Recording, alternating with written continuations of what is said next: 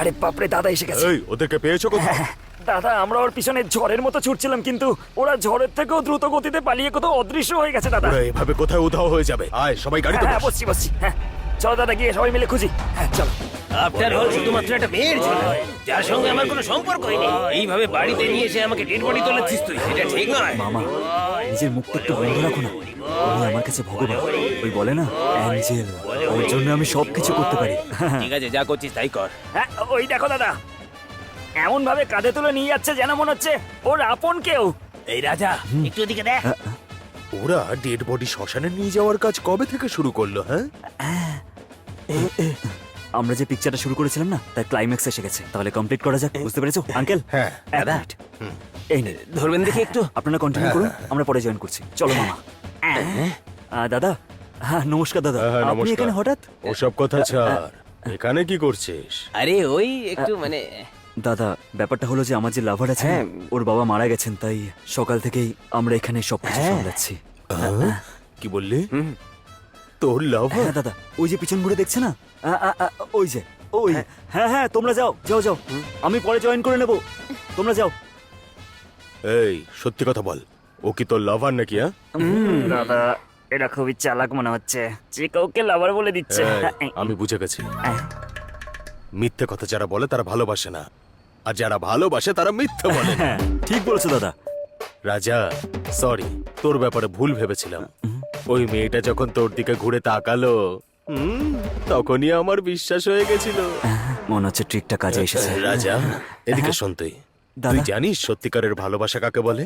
এই বাইরে যাওয়া, শপিং মলে যাওয়া, আইসক্রিম খাওয়া, এইসব কিন্তু ভালোবাসা নয় রে। আমরা যাকে ভালোবাসি না, তার সুখ দুঃখে পাশে থাকতে হয়, তখনই তো সত্যিকারের ভালোবাসা হয় রে। কোথায় গেল রাজা? এই যে তোর যা যা কাজ আছে সবকিছু শেষ করে নে, আরে দাদা, তারপর এসবের এসে কি আমার দরকার? সঙ্গে দেখা করিস। আরে থাক থাক, যা তুই। আসি দাদা। আরে আমার বখরাটা তো দে। আরে চুপ করো না মামা। ও বড়লোক শেঠের মেয়েকে বেশ করে পটিয়েছে, ইলেকশনের টাইমে কাজে আসবে। আরে তুই এসব বুঝতে পারবি না, অল্প স্বল্প বুদ্ধি ব্যবহার কর।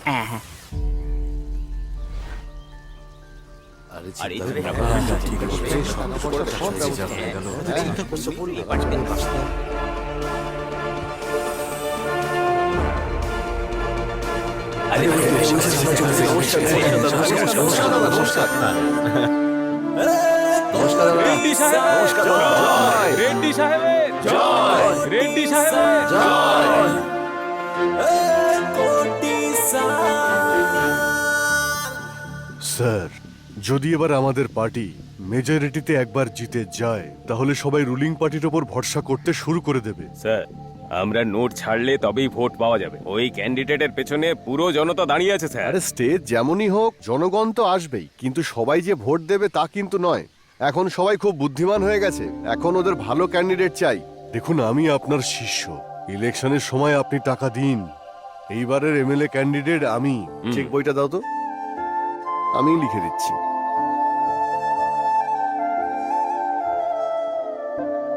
অনেক অনেক ধন্যবাদ। দেখুন, যা যা লাগবে আপনি নির্দ্বিধায় আমার কাছে চাইবেন, যতই খরচ হোক জিততেই হবে। রেড্ডি সাহেবের জয়, রেড্ডি সাহেবের জয়, রেড্ডি সাহেবের জয়, রেড্ডি সাহেবের জয়।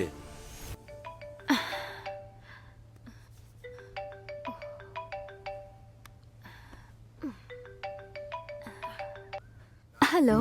রাধা, কেমন আছিস রে? ও আই এম ফাইন দাদা, তুমি কেমন আছো? আর বৌদি কেমন আছে? বৌদির আবার কি, ও খুব ভালো আছে। তোর বৌদির সঙ্গে যদি আমি রাধা? সারাদিনে একবারও কথা না বলি তো ও তো শান্তিই পায় না। হ্যালো রাধা, কেমন আছিস তুই? আমি তো একদম ঠিক আছি। আর তুমি? তুই আমার কথা ছাড়, তোকে ফোন করেছিলাম, সুইচ অফ বলছিল। আমাদের কত টেনশন হচ্ছিল। জানিস তুই, এবার তো তাড়াতাড়ি তোকে বিয়ে দিতে হবে, তবে তুই যদি শোধরাস। আসলে কি হয়েছে জানো বৌদি, আমার ফ্রেন্ডের দাদু মারা গিয়েছিলেন, সেজন্য আমরা সব বন্ধুরা মিলে ওকে হেল্প করার জন্য ওর বাড়িতে চলে গিয়েছিলাম। আর তাড়াহুড়োতে ফোনটা চার্জ করতে ভুলে গেছি, সেই জন্যই পাওনি। ও আচ্ছা, ঠিক আছে বাবা, take care, bye. Good morning Mysore, আমি আপনাদের প্রিয় রাধা, আর আপনারা শুনছেন রেডিও এফএম 93.5। শুনতে থাকুন আমার সঙ্গে।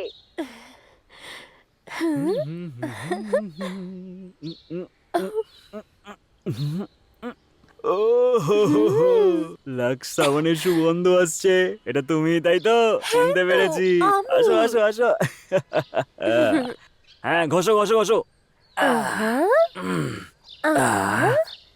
তোমার পিঠে হাত আর দিয়ে একটু মনে জোরে। হচ্ছে যেন হ্যাঁ। আমি ময়দা মাখছি। হেই, কালকে তো গমের আটার কথা বলছিলে, আর কত আটা চেঞ্জ করবে? যতবারই হাত দিই ততবারই অন্যরকম মনে হয় ও গো। টিপে টিপে বর্ষার জল জলে আগুন আরে। লাগিয়ে দেব। আগুন আমার মনে লেগেছে, আর তোমার মনে আরে। আগুন এসেছে। ঠিক আছে, অনেক হয়ে গেছে। হুম, সিচুয়েশনের হিসেব মতো একদম সঠিক গান। হুম, যদি ক্যারেক্টারে ঠিক মতো ফিট না হয় তাহলে ভেবে নিও তুমি জিতে গেছো। হুম। না হলে ঠিক করে গান গাইতে দাও না আমাকে, সরে যাও তুমি। তারা তারা। ও, আরে এটা কি করেছিস? এতক্ষণ তুই ভিতরে কি করছিলি? ওরে বাবা আর ওর কি স্নান হয়ে গেছে? বাপরে, এই ব্যাচেলার চোখে আর কি কি দেখতে হবে যে ভগবান। তোর কি একটু লজ্জা শরম নেই? লজ্জা টজ্জা তো গ্রামের বাইরে। থাকুন আমার আমি সঙ্গে, তো কারণ আমি তোমার আপনাদের শোনাবো বৌমা। একটা নতুন গল্প।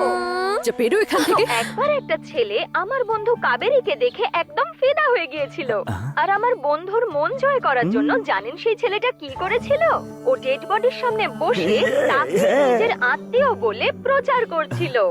কি দারুণ ওর কথা। নাটক দেখে মনে হচ্ছিল যে আজকালকার ছেলেরা তো ভালোবাসা ছাড়া আর কিছু বোঝেই না। Yes, এই ধরনের yes, yes. ছেলেদের জন্য সিচুয়েশন কিন্তু কোনো ম্যাটারই করে না। ওহ, কি দারুণ কথা। Thank you very much. আরে কে আবার? হ্যালো। হ্যালো, ম্যানেজার কৃষ্ণবাবু। হ্যাঁ, কাল ভোর 5টার সময় শুটিং আছে। আচ্ছা, কালকেই নাকি? হ্যাঁ, কালকেই আছে। কি কালকেই শুটিং নাকি? হ্যাঁ। হ্যাঁ, যদি তুমি বলো তাহলে আজকেই গিয়ে ওখানে শুয়ে পড়ছি আমি। আর সঙ্গে আমাকে এক বালতি জল আর লাইফ বয় সাবান দিয়ে দেবে। চল দেখ ফোন। Hello sir. হ্যাঁ, সময় মতো শুটিং এ চলে গেলে ভ্যালু শেষ হয়ে যাবে। কি হলো রে ভাই, দাঁড়িয়ে গেলি কেন? আরে ভাই হাঁপিয়ে গেছি রে। এই, তুই তো এক্ষুনি বলি যে তোর নাকি নতুন নতুন বিয়ে হয়েছে। এইখানে ধাক্কা দিতে পারছিস না তো ওখানে কি করিস রে? কয়েকদিনের মধ্যেই তো তোকে ছেড়ে পালিয়ে যাবে ও। পাশের বাড়ির লোক হেল্প করে ভাই। হ্যাঁ, পাশের বাড়ির লোক help করে?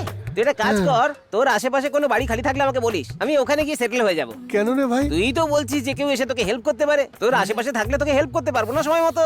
কি বলছিস কি ভাই? দুদিনের জন্য অন্যের বাড়িতে? আরে আমি কি মরে গেছি? আর এমনিতেই আমার বউ 1 মাসের জন্য বাপের বাড়ি গেছে, তাই বাড়িতে একাই আছি। তুই আমার সঙ্গে থাকতে পারিস তো? এ ফালতু কথা বন্ধ কর, তাড়াতাড়ি চল।